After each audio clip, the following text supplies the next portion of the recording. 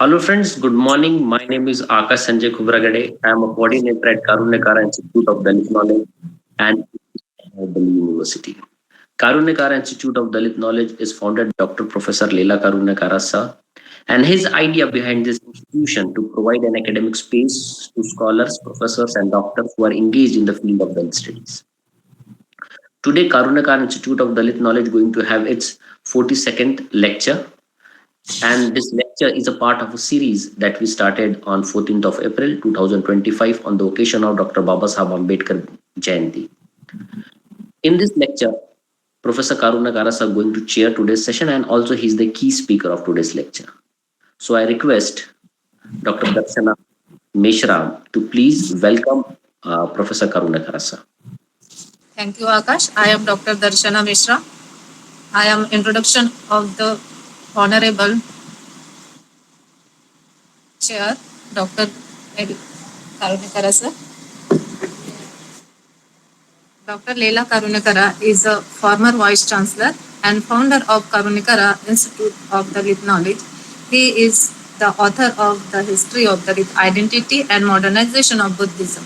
After completing his PhD from JNU New Delhi, Dr. Karunyakara joined as assistant professor in the School of Ambedkar Studies, Babasaheb Bhimrao Ambedkar University, a center, University Lucknow. He introduced the Dalit history course in the MA history program. He was instrumental in introducing 50% reservation for SC/ST students in the BBAU admissions. He founded Ambedkar University Dalit Students Union in 2000 and Babasaheb Bhimrao Ambedkar Center University SC/ST Teachers Association in 2006. He joined as director cum professor in the Babasaheb Ambedkar Sidhu Kanu Murmu Dalit and Tribal Studies Center, Mahatma Gandhi Antarashtriya Hindi Vishwavidyalaya. He held post of Dean of School of Culture and former Vice Chancellor of the University. Thank you very much. Thank you, Dr. Darshana. I welcome from behalf of Karunyakara Institute of Dalit Knowledge to our chair and our founder and today's speaker. Professor Karunyakara sir today is going to continue his lecture that was we already discussed the other two parts, and this will be the third part. So it is like this: Ambedkar Text 5, Annihilation of Caste, Part. So I request Professor Karunyakara sir to please deliver his lecture.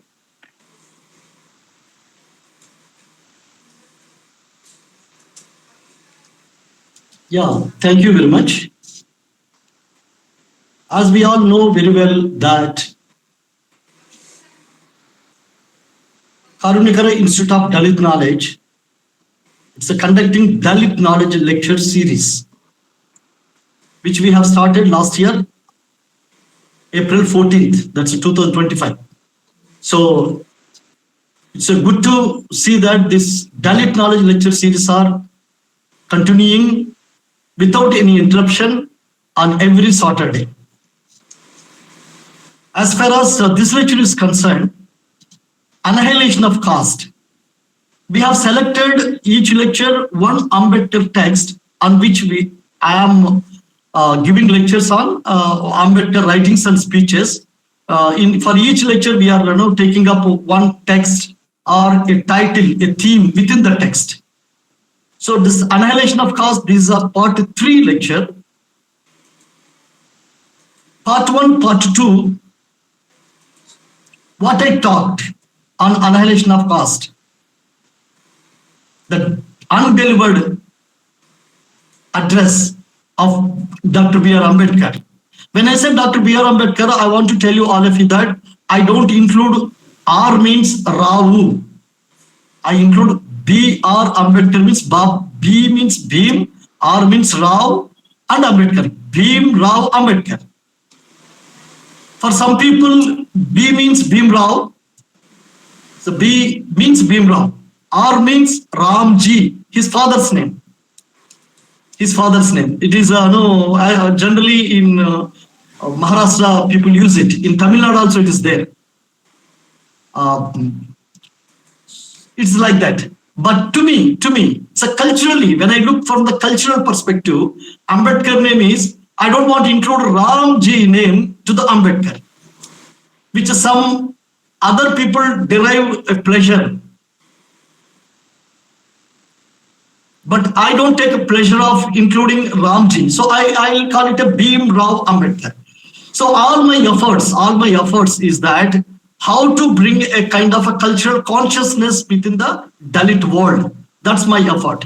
That's my the gist of all my initiatives. Whatever initiatives, my initiatives look some political, social, but ultimately where I stand to bring a kind of cultural revolution. Why?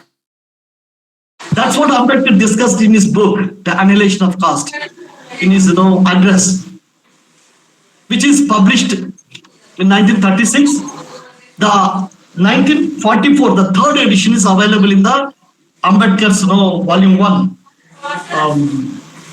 Annihilation of Caste. So this is the third edition of the same book. Part 1. Someone is kindly switch off Miss Darshana. Could you switch off your mute? Yeah. Part 1. I talked about prologue which Ambedkar made. Ambedkar written the prologue in his address. A prologue to his published book, this Annihilation of Caste. So that part I discussed in the part 1. Let me see, this is a part 3, but there are many who might have not listened to the part 1, part 2. So the gist of what is part 1, the gist of what is part 2, which I just explained, I take not more than 5 minutes, and then we'll come back to the part 3, the main lecture. The part 1, where Ambedkar talked about why Dalits should not be a part of non-Dalit movement. In the prologue to the address, Annihilation of Caste, Ambedkar clearly stated, the gist of the first lecture is that Dalits should not be a part of non-Dalit movement, even if it is anti-caste movement. That is the gist of that lecture. If you people want to hear, listen more, deeply about this concept, you could, go to the Dalit Knowledge YouTube channel. There, this lecture is available. But however, what I'm trying to say that Ambedkar very clear, as a rule, for Ambedkar it is a rule not to participate non-Dalit movements. Non-Dalit movements, what kind of movements? Even if it is an anti-caste movement, remember, forget about any other, even if it is an anti-caste movement. For example, Jat Pat Todak Mandal. Ambedkar wrote Annihilation of Caste. Ambedkar wrote the address to deliver this address on the first annual conference of Jat Pat Todak Mandal, means caste breaking association. It is led by non-Dalits. Ambedkar called non-Dalits with the term caste Hindu. Generally, we forget to use this term. Most of the scholars, Ambedkar scholars, forget to use the term. See, in social sciences, unless you figure out who are you and who is the other, you can't make a narrative. What is the self? Self is Dalit. What is the other? Other is non-Dalit. Ambedkar called non-Dalit with a particular term, caste Hindu. Now, Jat-Pat Todak Mandal, caste breaking association. It was at Lahore in Pakistan, right now in Pakistan. That time, that was the part of India. So Ambedkar was invited in 1936 to deliver a lecture, to chair a Jat-Pat Todak Mandal annual conference, and where he wrote this address, Annihilation of Caste. in which very clearly, in the prologue, he stated very clearly that I don't want to be part of any movement led by caste Hindus, that is non-Dalits. But however, since Jatpat Todak Mandal people are very much interested to have my address, I am obliging them. But ultimately, you know what happened? Jatpat Todak Mandal people didn't agree with his address. No, you are making so much of criticism of Hindu scriptures, religious scriptures. You have to delete many things in your address. Ambedkar said, no, not a full stop or comma. First of all, Ambedkar never interested to involve in the any movement of non-Dalits. Now understand? Yes. Now you may ask me, sir, then what about the Bahujan Samaj Party type kind of political parties? What about the RPI kind of political parties? What about the Dalit political parties? My dear friends, politics is entirely different from social reform movements. In this, the system which we have in India is based on one vote majority system. Means if anybody get one vote extra, if one person got one vote, another person got two votes. Say for example, New Delhi constituency. In the New Delhi constituency, some 10 lakhs voters are there. And nobody want to go to the polling station to vote. Only two people went to the polling station. Only three people went to the polling station. There are only two candidates contesting in the election. Only three voters went to the polling station. You are understanding what I'm trying to say? Who are these three people went to the polling station to vote? One is a candidate who is contesting. Another one is another candidate who is contesting. So both are the candidates who are contesting. Naturally, they go to the polling station to vote for themselves. So they have voted for themselves. So candidate one got one vote, candidate two got his own vote. So only one vote. One voter went last minute. He went and voted to candidate two. So now candidate one got one vote, candidate two got two votes. Are you getting my concept? What I'm trying to say is that even if 10 lakhs voters are there or 1 crore voters are there, if nobody wants to go to the polling station, nobody wants to vote, under that circumstances, even if three people go to the polling station, and out of three, one person got one vote, one candidate got one vote, and another candidate got two votes. The candidate who got two votes is declared as elected. Means the person who got elected, who won the election by one vote. All 1 crore people have gone to vote. Even then also a person can get elected by one vote. If both of them are getting same votes, even if you get. So what I'm trying to say that the voting system which we have adopted in India, where even one vote matters to get a victory. Under that circumstances, what is most important in politics is vote bank. Whichever party has a vote bank, that party will win. Why? Because one vote is enough to get a victory. In such a situation, unless you create your own vote bank, you cannot win election. This Sarvajan Hitaya, Sarvajan Sukhaya, theoretically it looks very ideal. But ultimately when it comes to practical politics, you need to have your own vote bank. Without your own vote bank, that's the main reason why BSP is today BSP position and earlier BSP position. It's because BSP unable to create and sustain its own vote banks. Now, don't ask me that Ambedkar said, I don't want to be part of any non-Dalit movement. Sir, how about politics? In politics, you need to create your vote banks of your own. In that, what does it mean? It means you need to have your own core vote bank. Apart from your core vote bank, you need to have some additional vote banks.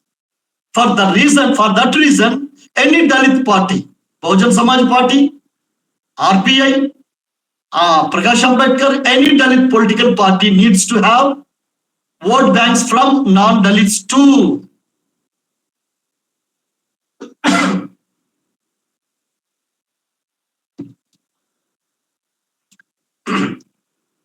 So Ambedkar is talking, that's why Ambedkar started Scheduled Caste Federation. Look, it's a political party. Scheduled Caste Federation is not a social party. It's not a social movement. Ambedkar's most successful political party name is All India Scheduled Caste Federation. In Marathi, All India Dalit Federation. So even in politics, Ambedkar started his own vote bank politics. But however, if you look at the manifesto of the Scheduled Caste Federation, the manifesto of a Scheduled Caste Federation talked about not only the agenda of Dalits, it talked about agenda of non-Dalits. Because in politics, you need to have your own core vote bank, All India Scheduled Caste Federation, Akhil Bharatiya Dalit Federation. The core vote bank is Dalit. The core agenda is Dalit. But when you look at the All India Scheduled Caste Federation, Akhil Bharatiya Dalit Federation's manifesto, you find it not only Dalit agenda, of course Dalit agenda was the core agenda of the Akhil Bharatiya Dalit Federation, founded by Ambedkar. It's a political party and most successful. Ambedkar founded earlier to that one Labour Party. It was not that much of successful. Ambedkar founded after Akhil Bharatiya Dalit Federation, he founded Republican Party of India. Of course, Ambedkar had a thought about it. He wrote it's a manifesto, everything. But he didn't live. He died before he experimented with that Republican Party of India as a political party. So the most successful political party with Ambedkar is Akhil Bharatiya Dalit Federation. In English, Scheduled Caste Federation, All India Scheduled Caste Federation. Why I'm talking, Ambedkar firmly believed that Dalits should focus mainly on Dalit agenda. Even if it is a political party, it should focus mainly on Dalit vote bank. If there is a contradiction between Dalit agenda and non-Dalit agenda, which agenda should prevail? Dalit agenda should prevail, not the non-Dalit agenda. That's what Ambedkar said. What Ambedkar said, if I have to choose between me and my country, I will choose my country, my India. My personal interest is not important. My country's interest is important. So Ambedkar said, if I need to choose between me and the country, me and India, I will choose my country, my own India. For the same India, Ambedkar said to Gandhi, Ambedkar told Gandhiji, I have no homeland. Even then, Ambedkar says that if I want to choose between India and mine, I will choose India. But if I have to choose the interests between my Dalit community and India, I will choose my Dalit community. So Ambedkar is given the interest of the Dalit community primacy. Ambedkar privileged the interests of the Dalit community, Dalit agenda. Today, if there is many Dalit political parties. Why none of these political parties, including Bahujan Samaj Party, not successfully winning the elections? Why? Because all these political parties have missed one core important Ambedkar strategy of movement. Ambedkar strategy of movement is simple. What is that? As a rule, Ambedkar's quote, I'm quoting, as a rule, I do not like to take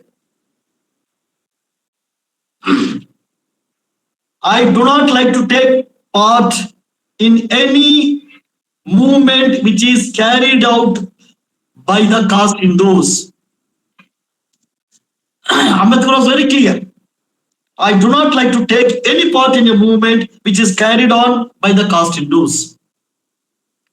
Then I fail to understand, because there is a lack of intellectual inputs to these political parties. Just look at the Dalit political parties. Not a single party has intellectual group. There are many people who are sympathizers and supporters of Bahujan Samaj Party, RPI, Prakash Ambedkar Party, and many parties. But you don't find any space for the intellectuals in those parties. Is there any intellectual wing in Bahujan Samaj Party where university professors are there? There is no intellectual wing. There is no scholarly wing. If there is an intellectual wing in the Bahujan Samaj Party, our Shreyat would have been there. Shashikant would have been there.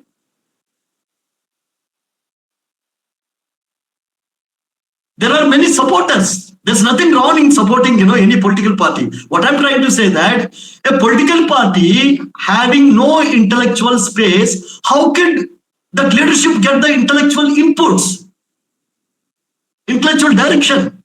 No political leader is born from the sky. Every political leader busy with the politics. They don't have much time to even read a book. So every political party, particularly the Dalit political party, needs an intellectual wing where Dalit intellectuals are there in that intellectual wing of the party. They give the direction, intellectual direction, because after all, intellectuals are the directors of society. Without intellectual wing, how could a political party give direction to the society? See, ultimately, Dalit politics not about winning the elections. Dalit politics about changing the society. The point is that why Ambedkar said that as a rule, as a principle, Ambedkar don't want to be part of any movement led by the caste Hindus. What does it mean? He was talking this thing in the context of anti-caste movement. Even if a caste Hindu want to go against the casteism, go against the caste system, even then Ambedkar don't want to be part of that. Many people talk about that. Many people are part of RSS. Many people part of Congress. Many people part of BJP. Congress, BJP, political parties. Anybody can be part of any political party. But when it comes to, but you should not be part of any movement just because of that movement is pro-Dalit.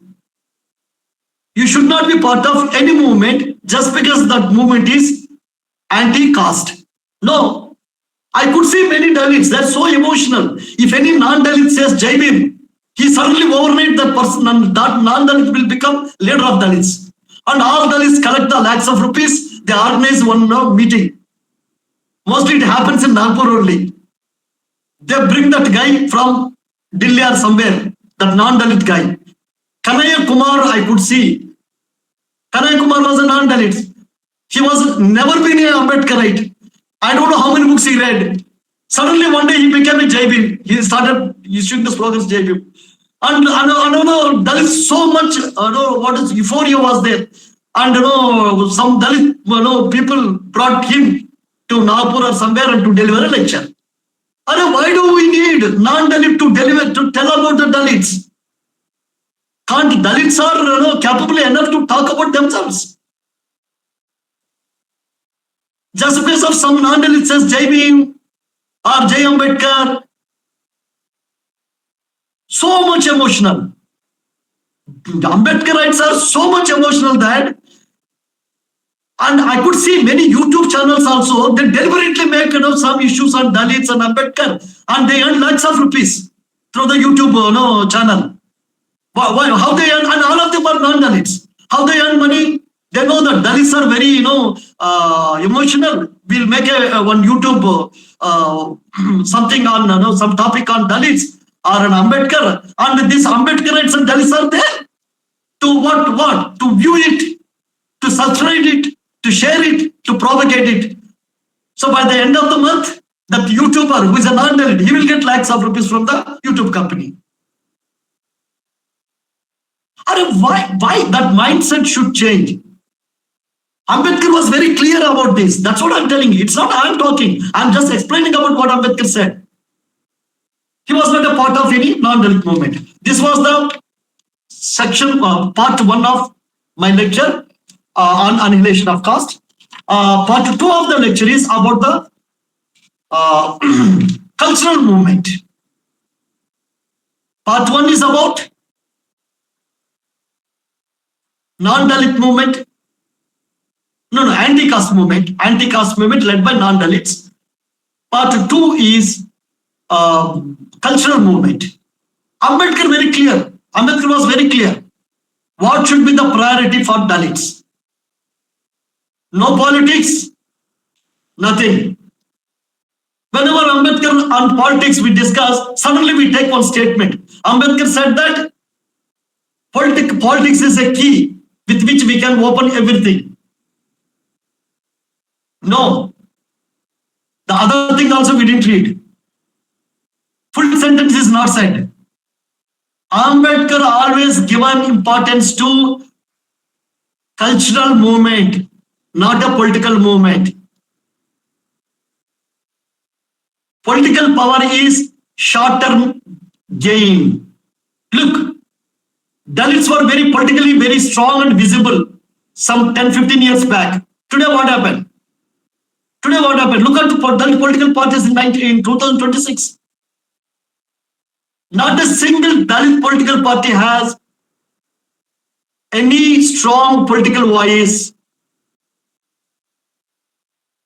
Dalits have to depend on non-Dalit political parties like a Congress, like a BJP, like a Communist to take up the Dalit issues in a parliament, because Dalit political parties have not effective. Why it is so? It is so because there is no cultural movement. Ambedkar says that even if you want a political power, your political power comes only from the socio-cultural power. Without having the cultural movement, you cannot have a political power.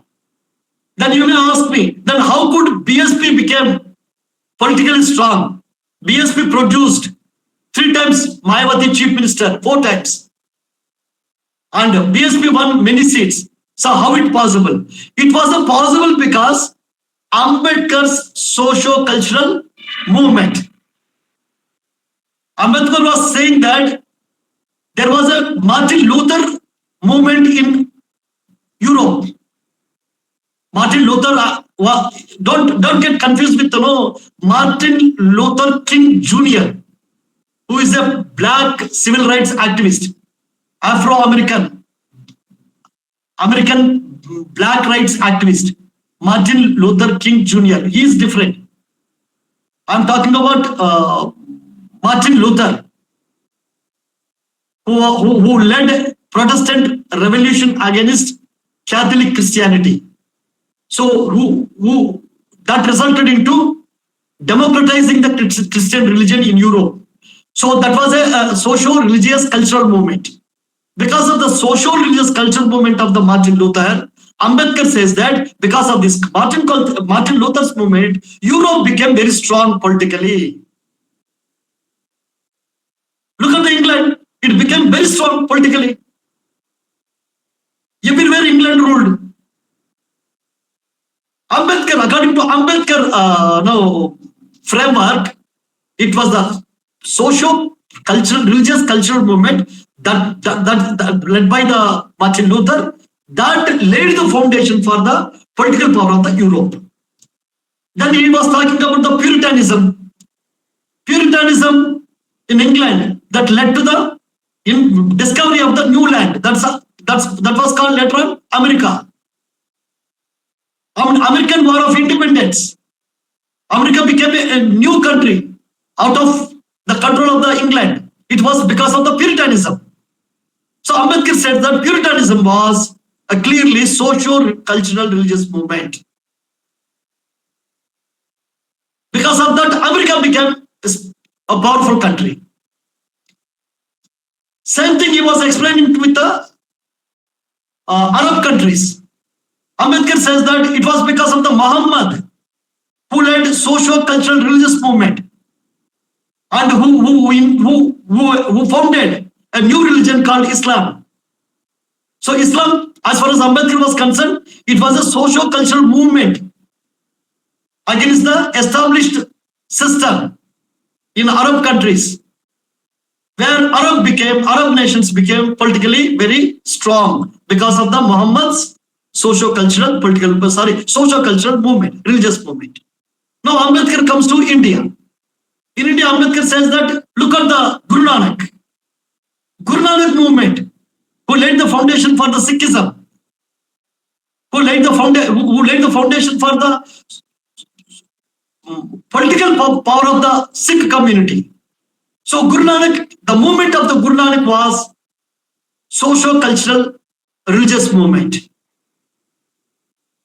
Because of that, Ranjit Singh, the king of the Sikhs, became the ruler of the Sikh community, became very strong, who established the rule of the Sikh community. Now Ambedkar goes to ancient period. Ambedkar's Ashoka was the only ruler. That's why Ashoka was only called as a Samrat, the king of the kings. Because Ashoka was the only ruler in the history of India. Before British came to India, Ashoka was the only ruler in the history of India who ruled larger part of territory. Afghanistan was included. Pakistan was there. Ashoka's rule, territory, his kingdom, from Afghanistan to almost Tamil Nadu, touching the Tamil Nadu. No other king ruled such a big territory. So Ashoka was a real emperor, Indian emperor. That's why he's called Samrat. How Ashoka became politically so strong? How the Mauryas became politically so strong? Ambedkar, what Ambedkar says, it was because of the Buddha. Because Buddha movement, that Buddhism, it is a socio-cultural religious movement that laid the foundation for the empowerment of the political empowerment of the Mauryas. That's what Ambedkar interpretation of the history. Now he is coming to the Maharashtra. Ambedkar was, a Maharashtrian. He born in Maharashtra. So without touching the Maharashtrian history, his analysis can't be completed. Ambedkar said, in Maharashtra, how Chhatrapati Shivaji became so strong, powerful. Ambedkar wanted to say that Bhakti saints of Maharashtra, they laid down the foundation for the political power of the Chhatrapati Shivaji. So the saints, Maharashtra saints, Tukaram, am I right?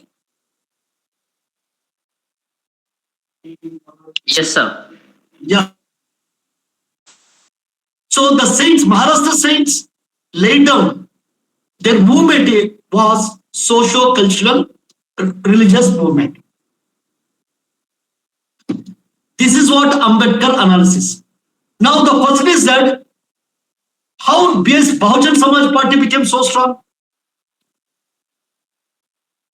Where was the socio-cultural movement? My answer is that Ambedkar's Buddhist movement. Ambedkar's Buddhist movement converting to lakhs of people to Buddhism. It's a kind of a new Buddhism.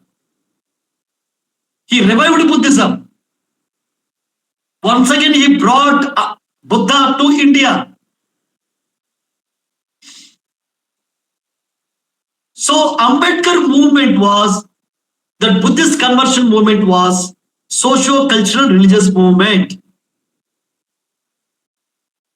that laid the foundation for the political power of the Dalit community in post-Ambedkar India.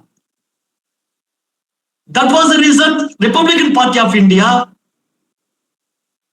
after death of Ambedkar, Republican Party of India, led by Ambedkarites, was very strong political party. It was because of Ambedkar's socio-religious cultural movement. And Ambedkar's socio-cultural religious movement effect, it continued till Kanshiram started Bahujan Samaj Party. That's why Ben Kumari Mayawati ji became 4 times Chief Minister of most populous state of India, that is Uttar Pradesh. Now, where we stop, where we have to look into again for political power, we should not look into the politics for political power. Politics is a fruit. Political power is a fruit in the tree. But what is the roots of the tree? Roots of the tree is a socio-cultural religious movement. Kanshiram said, I would convert to the Buddhism with 1 crore people. Manimar Kanshiram said, I would like to convert to the Buddhism with 1 crore people. Had Manimar Kanshiram converted to Buddhism with 1 crore people, today Bahujan Samaj Party would have been more powerful than when it was during the Manimar Kanshiram time. Why I say this? This I say on the basis of Ambedkar methodology of understanding the history of political power.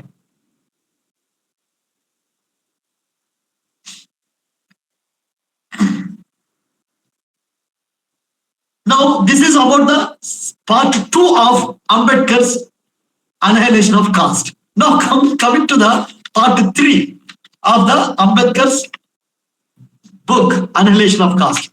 In the part 3, Ambedkar talked about socialists and communists. Socialists in Hindi, Samajwadi. Am I right? Correct me if I'm wrong. Yes, sir.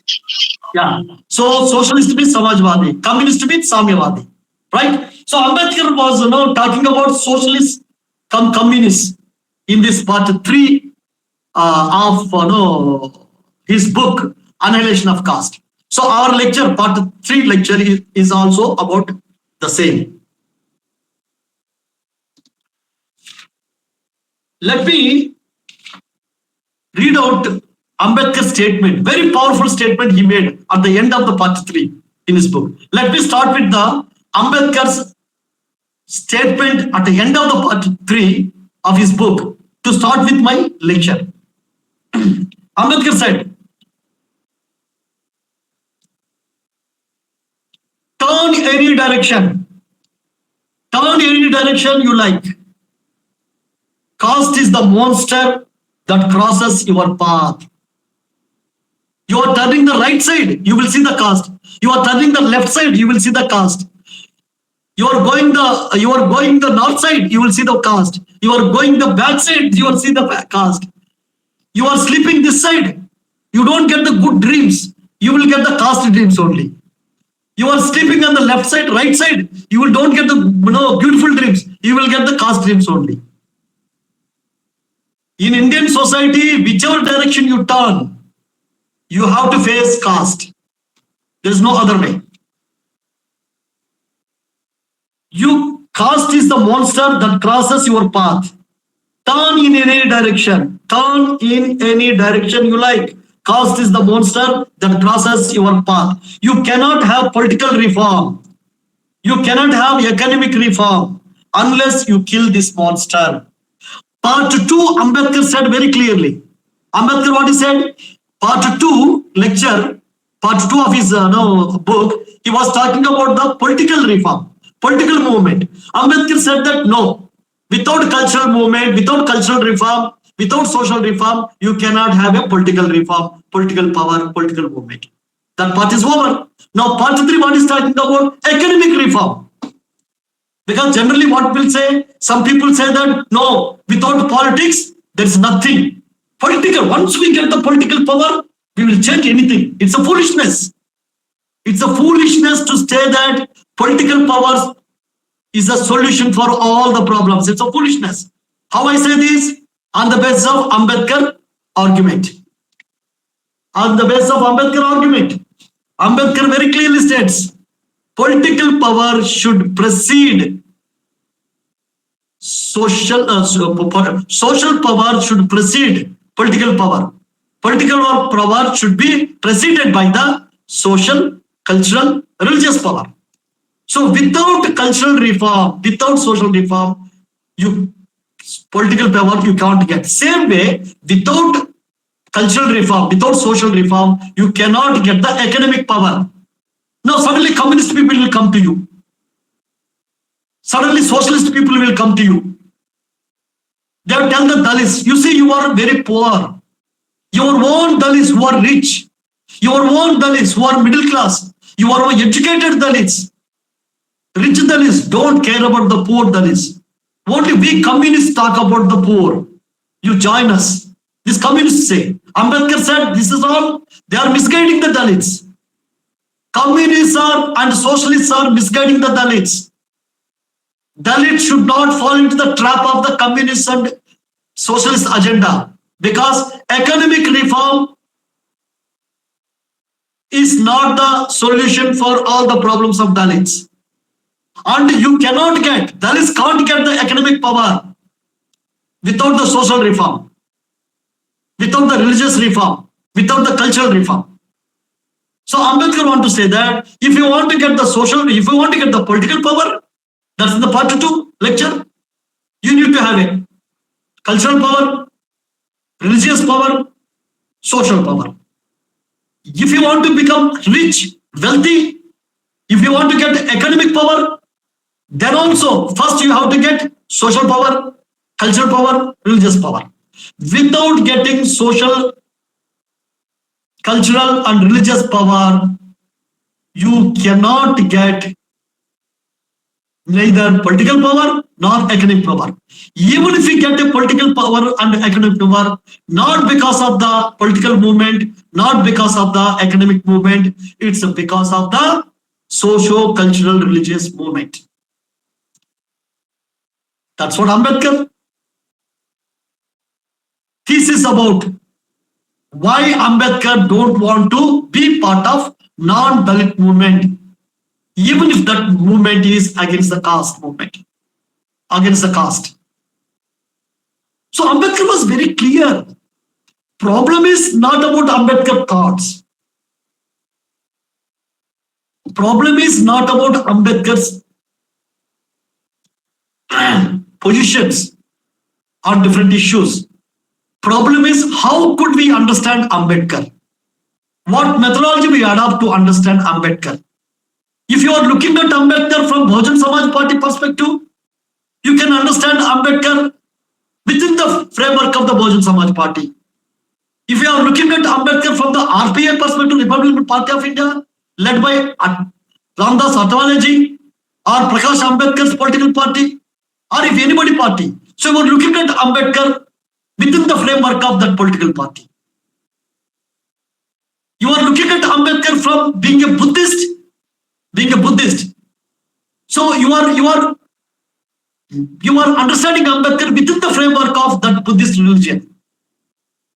So many Nagpur, in Nagpur, I could see many Ambedkarites who are Buddhists. They try to understand Ambedkar from the Buddhist perspective. Instead of understanding Ambedkar, instead of understanding Buddhism, instead of understanding the Buddha from Ambedkar perspective, many Buddhists trying to understand Ambedkar from Buddhist perspective. That's wrong. That's wrong. Like many Christians in South India, they try to understand Ambedkar from Christian perspective. That's wrong. Ambedkar, Christianity should be understood from Ambedkar perspective. When I say Ambedkar, I mean to say Dalit. That's why I want to say that there is something called Dalitism. See, a man can be co-opted. You can't co-opt ideology. Today, even Rashtriya Swayamsevak Sangh, RSS also owning Ambedkar. Does it mean RSS person also Ambedkarite? How RSS also able to co-opt Ambedkar? Have you ever thought? Ambedkar, the whole books, writings against he was a great critic of Hinduism. He was a great critic of Varna system. Even then, Rashtriya Swayamsevak Sangh trying to co-opt Ambedkar. How it's happening? And they are very comfortable. How it's happening? Have you ever thought? You know why it's happening? It's happening because everybody trying to understand Ambedkar from their own perspective. RSS is trying to understand Ambedkar from RSS perspective. Like RSS understood Birsa Munda from RSS perspective. RSS people write about Birsa Munda that Birsa Munda was a cow protector. Birsa Munda was nowhere related to this thing. He was fighting for the Adivasi rights. But RSS trying to understand Birsa Munda from RSS perspective. When RSS trying to understand Birsa Munda from RSS perspective, then what happened? Naturally, Birsa Munda will become co-protector instead of the Adivasi protector. So that danger is there. So now RSS trying to understand Ambedkar from RSS perspective. So one day RSS will say that Ambedkar was a Hindu protector. Then what we do? The point is here, if you are understanding Ambedkar from Buddhist perspective because you are a Buddhist, that's wrong. If you are understanding Ambedkar from your Christian perspective because you are a Christian, that's wrong. If you are understanding Ambedkar from your Muslim perspective because you are a Muslim, that's wrong. You are understanding Ambedkar from RSS perspective because you are a RSS guy, that's wrong. What is the right is that understand everything. Understand Buddhism, understand RSS, understand Christianity, understand everything from Ambedkarite perspective. It means Dalit perspective. Today RSS is able to co-opt Ambedkar because we are talking about Ambedkar perspective. If you are talking about Ambedkar, any ideology, any perspective based on one person, what the other people do, what the opposite people do. They sideline, they ignore the ideology, they ignore the ideas, they ignore the thoughts, they co-opt the person. You know how Gandhism died? Gandhism died because of this. Because ideas of Gandhi is titled as Gandhiism. Any ism based on the identity of a person will collapse. That's a historical truth. That's why I am afraid. I don't want to call Ambedkarism. Even Ambedkar himself said there's nothing called Ambedkarism or Ambedkar thought. So I am afraid to call Ambedkarism. I want to call it a Dalitism. Why? Because if you call Ambedkarism, then what our opposition people do, they forget about the ism, they go after Ambedkar. Once if anybody says that, that's the reason. That is the reason why Kanaya type of people also suddenly become leaders of Dalits. He didn't do anything. He simply said Jai Bhim. That's all. He simply said Jai Bhim. Now RSS people also saying Jai Bhim. So once you say Jai Bhim, they will become Ambedkar. Why? Because you are putting the ideas of Ambedkar as Ambedkarism. That's wrong. It should be Dalitism. When you say Dalitism, now you think, is it easy? Is it easy for any opposition, any opponent to co-opt a Dalit? You can co-opt any Dalit person. Dalitism is not any person, it's an idea. But Ambedkarism is a person. By co-opting Ambedkarism, you can kill, you can destroy Ambedkar thoughts. That's a danger. That's a danger. That's why we should not say Ambedkarism. We should say Dalitism. So finally, at the end of the lecture, what I'm trying to say that Ambedkar was very clear about not to participate any movement led by non-Dalits. Politically, you could be in any political party. But even if you want to get a political power, you need to have a Dalit socio-cultural movement. Is there any Dalit socio-cultural religious movement in the country? No. Why? Without roots, how can you get the political power? Without roots, how could you get the academic power? Ambedkar says that if academic power is a really power, then why there are many people who are highly educated, even judges, even millionaires and billionaires, they touch the illiterate sadhu and sant, saints. I was, when I was in JNU, I was doing my PhD. One my friend, a Brahmin guy, he was getting ready to go to outside. I asked him that, where are you going? You are so much happy to go out. He said, I am going to have a lunch in the 5-star hotel. There is a hotel called Lee Meridian. If anybody, any of you in Delhi, you could see that, Lee Meridian, maybe in Janpad, I think it's there. Lee Meridian, Hotel Lee Meridian, it's a 5-star hotel. Nearby Ambedkar Foundation. So that guy was, very, and I asked them, why are you not putting the shoe? He put the one torn jeans pant. Jeans pant is a torn. It might be style also, and one very poor looking shirt. And chappal he put, chappal, very, bold chappal. I asked that, what are you doing? Why don't you put the shoe? No. Actually, I am going to a 5-star hotel, Lee Meridian, to meet one, Vaishya family. Vaishya, Banya family. They are very rich people. I said that fine, you are going to 5-star hotel, you are going to meet a rich family, business family, they are staying in the hotel, and you are going to have a lunch with them. So why are you putting the such a old chappal, bathroom chappal you are putting and going there? You look, we Brahmins should be very humble, very down to the earth we should look. I didn't understand what he mean. So he left there, he went there, and he came back in the evening. I asked, how was the party? He said, yeah, party was fine, everything. Then what was the secret behind your patawa chappal, the torn slippers? You put it and went there and came back. Now you are having a jogging shoe. Now you are going for jogging in the evening. What the secret behind that? You said that, you see, if I go with a shoe, since I am a Brahmin, it doesn't matter whether I am a rich or poor. They have to, all that family touched my feet. All that whole family, the family, old people, grandmother, grandfather, father, mother, their children, all whole family touched my feet because I am a Brahmin.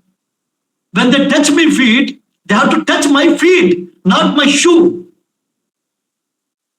If I put the shoe and go there, so that's not the parampara, that's not the culture. They should touch my feet. So I put my chappal and went there. You understood what I'm trying to say that? That's what, this guy told me. That's what this guy told me. Now the point is that Ambedkar says the same thing. Ambedkar says the same thing. Just give me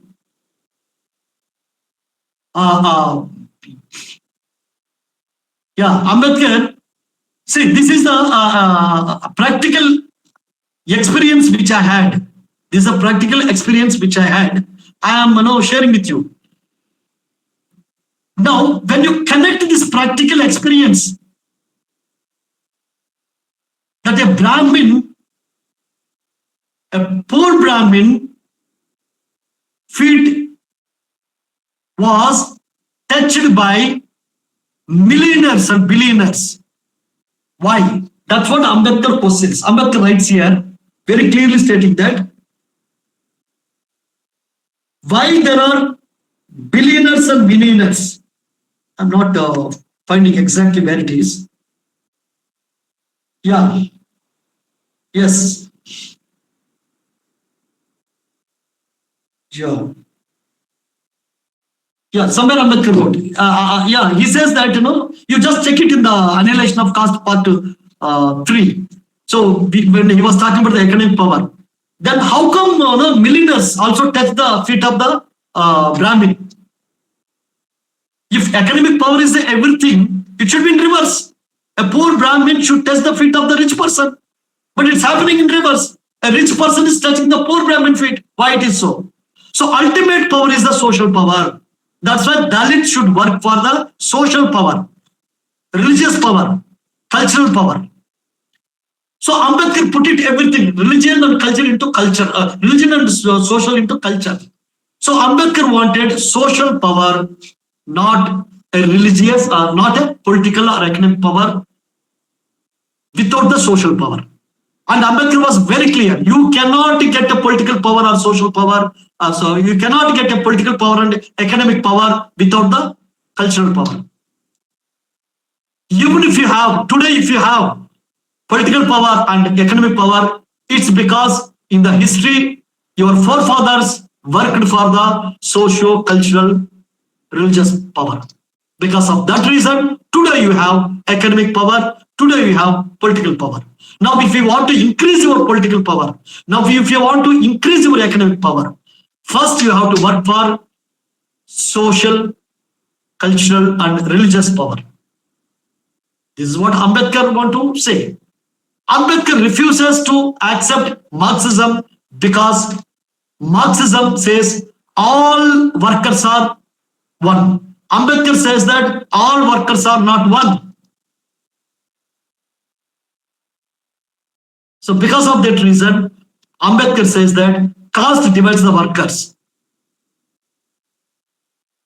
Hence, it is the social order needs to be destroyed. Caste needs to be annihilated. For that, first we need a social, cultural, religious movement. From that, Dalits could get political and economic movement. Now the question is that, is it only for the Dalits?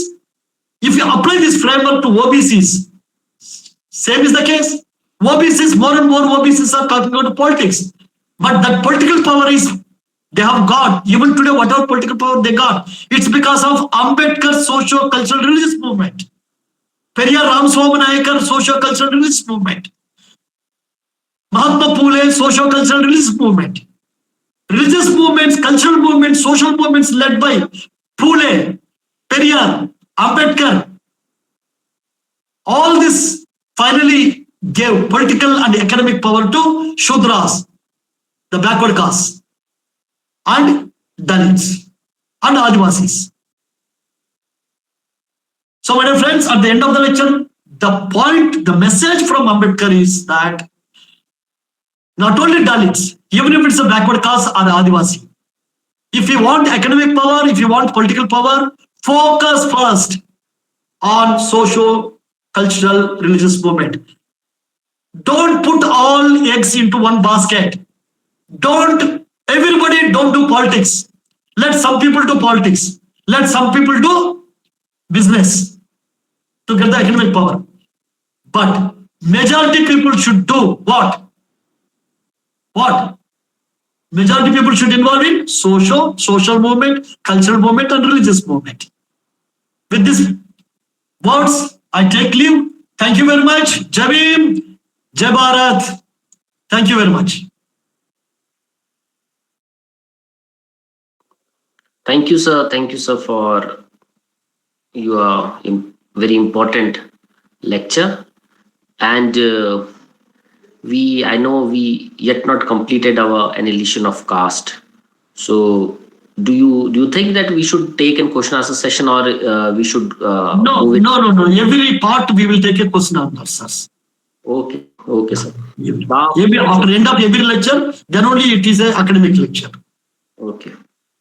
So with this session, with the lecture, and the chair also requested, said us to move for our question answer sessions. So those who want to ask a question related to the today's topic, so please go ahead, ask the questions, and feel free to ask the questions. Hello, am I audible, Akash? Yes, ma'am, you are audible. Please go ahead. Okay, sir. Nice presentation, sir. I would like to ask you one question. This is my one query, not question.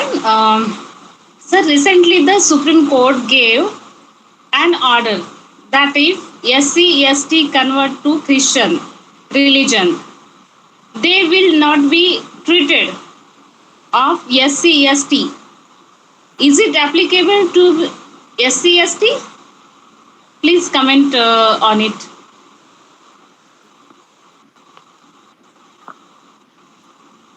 You are mute, sir. Yeah, Dr. Kiran, is it related to the today's lecture? As Akash said that the question should be allowed only related to today's lecture. You asked about the recent Supreme Court judgment. Yes, it's related to the present lecture. How? This is where how I deal with anything. Unless we contextualize anything, it can't be relevant for the present generations. I'm a historian. I don't read history only to know only about the past. I read history to understand the present. That's what I do. Everything I'll put it in the present context. Now coming back to your question, you asked about the recent Supreme Court judgment with regard to scheduled caste Christians reservation. Scheduled caste Christians are not eligible for the scheduled caste reservation. That's what this thing. How it is related to annihilation of caste, that part only I'll talk today. If you people are really interested on the issue about SC, ST, these reservations, Christian conversions, about this present order, the Supreme Court order, then we will have a next lecture. If you are really interested, Shashikant, are you interested? Hello? Anybody is interested? Yes, who is not interested? So that we'll skip it. If everybody interested, we'll have a next lecture on that. I'll explain about that burning topic in a beautiful way of looking at that topic from Dalit perspective. When I said Dalit perspective, understand that's Ambedkar perspective. And I said it's very dangerous to name Dalit perspective as Ambedkar perspective because people co-opt Ambedkar and destroy the Ambedkar thoughts. So I'll always call Ambedkar perspective as a Dalit perspective so that they can't co-opt Dalit. There's nothing called Dalit as a man. It's a community. You understand? So Gandhism failed because of the name of the Gandhi. Had it been some other name, Gandhism would have been successful. You know how Marxism surviving? It's not that it's called Marxism. Marxism we only call in India. It's not a Marxism. The actual name of the Marxism is scientific communism. Karl Marx himself gave it, scientific communism. That's why that is sustained. Otherwise, everybody become Marxist and then destroy the Marxian thoughts. Because Karl Marx clearly said that his thought is scientific communism. That's why it's surviving. But popular level, it is called a Marxism. Same way, Ambedkarism, there is nothing called Ambedkarism. It's a Dalitism. At popular level, it's a Ambedkarism. But Ambedkar thought is a part of a Dalitism, Dalit thought. Unless you understand Ambedkar like this. Otherwise, if you say that no, there is no Dalitism, nothing, Ambedkar thought only, then very easy for the opponents to destroy Ambedkar. How? They put one statue of Ambedkar, they put one, what is that, garland Ambedkar, and tomorrow they will make Ambedkar bhajan also. Jaya ho Ambedkar, like that. Like Hanuman Chalisa, Ambedkar Chalisa will come, the temple will come for Ambedkar. Then what you do? You also start doing the same. The danger is that. So to protect the Ambedkar thoughts, to protect the Ambedkar philosophy, better we call it as a Dalitism, Dalit philosophy. If we call Ambedkar, it means that Ambedkar will go away and the Ambedkar thoughts also will go away. Only Ambedkar statue will be there.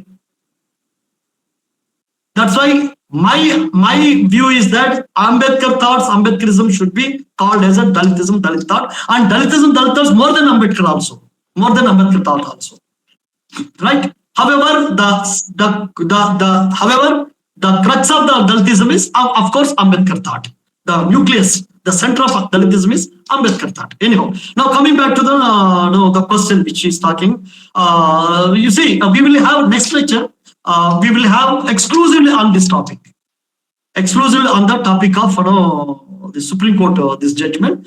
We will find out one very interesting title for this theme.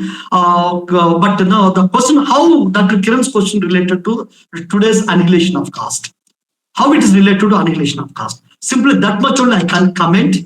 The rest of the comments I will reserve for the coming lecture, because I am going to give a lecture on the present topic. If you people want it. Bachelor, Dr. Bachelor, would you like to? Would you like to want a lecture on that Supreme Court judgment? Yes, related to reservation. What about Dr. Akash? Would you like it? Yes, sir. Yes, What about Dr. Smita? Dr. Smita, are you there?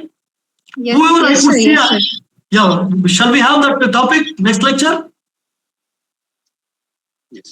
Yes, sir, yes, sir. Yeah, fine. Now, how this is, the question which you asked, Dr. Kiran, you were talking about, could you repeat that question in between? Could you repeat that question? My question is, recently the Supreme Court gave an order that if SC/ST convert to Christian religion, they will not be treated of SC/ST. Is it applicable to SC/ST? Please comment on it. This is my question, sir.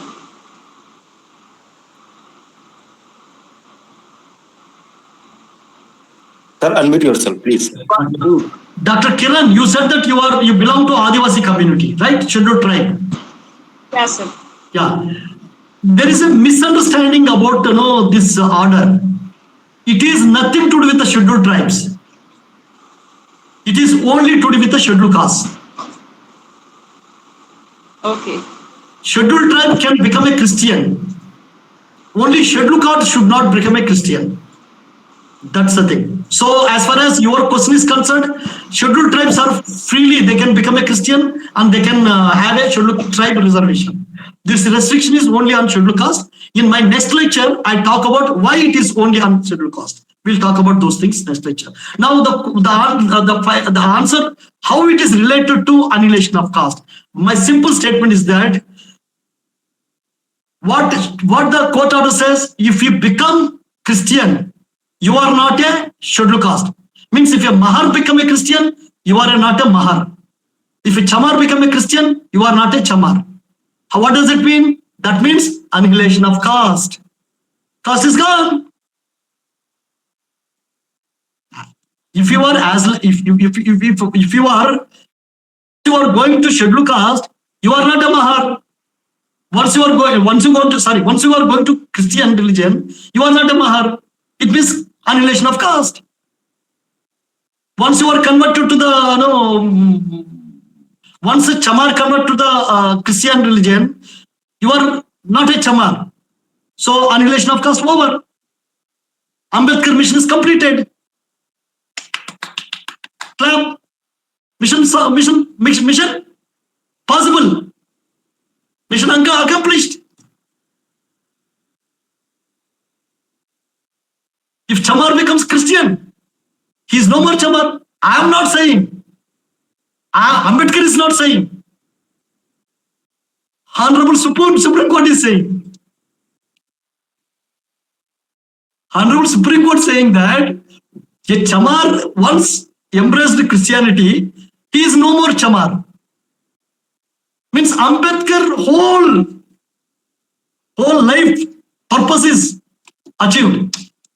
You will become, caste is annihilated, no more caste. You are a Christian, no Chamar. You are no Mahar. If Mahar becomes Christian, no Mahar. You are a Christian. Annihilation of caste. So the Supreme Court order about Dalits, once they become Christians, they can't have scheduled caste reservation. If you look at it positive perspective, from the perspective of annihilation of caste, it means that caste annihilated. So this Supreme Court order is very much part of our annihilation of caste lecture. Supreme Court order, the recent Supreme Court order is very much part of annihilation of caste lecture series. So very interesting lecture we will have next time when we talk about fully, thoroughly, what is this case all about. Till then, you people think over, hey, really I have become no Chamar after becoming Christian? No Mahar after becoming Christian? Till then you think over it. That day we will talk same thing, same way. Don't worry, all my lectures I'll give you with so much of live examples. You people enjoy the lecture, at the same time experience the lecture. Live experience I'll give you in my lectures. So any other question?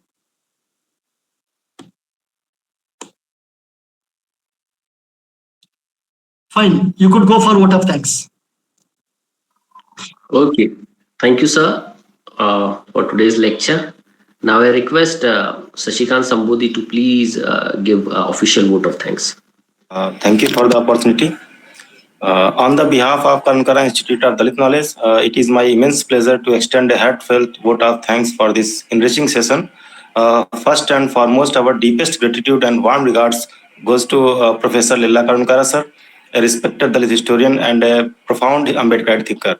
We are truly grateful to him for kindly chairing this session and delivering such a wonderful and thought-provoking lecture as a key speaker on the topic Ambedkar Text 5, Annihilation of Caste, Part 3. Professor is a former Vice Chancellor of MGAHV University, Wardha, Maharashtra, and a renowned expert on Dalit affairs and Dr. Ambedkar's writings.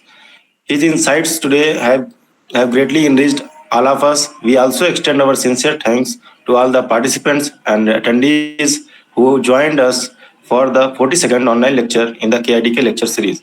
A special word for appreciation to our dedicated coordinators, Dr. Sukeshni, Dr. Darshana, Dr. Smita, Mr. Akash, Mr. Shreyat, and Mr. Vijay for their tireless efforts and unwavering support in making this session a grand success. This lecture series, which began on Ambedkar Jayanti 2025, continues to be a powerful platform for spreading Dalit knowledge, critical ideas, and new perspective in the field of Dalit studies. Thank you once again to everyone for your active and valuable participation. Before we conclude, please don't forget to subscribe to the Dalit Knowledge YouTube channel, where the recording session will be uploaded shortly. Jai Bhim. The session is over.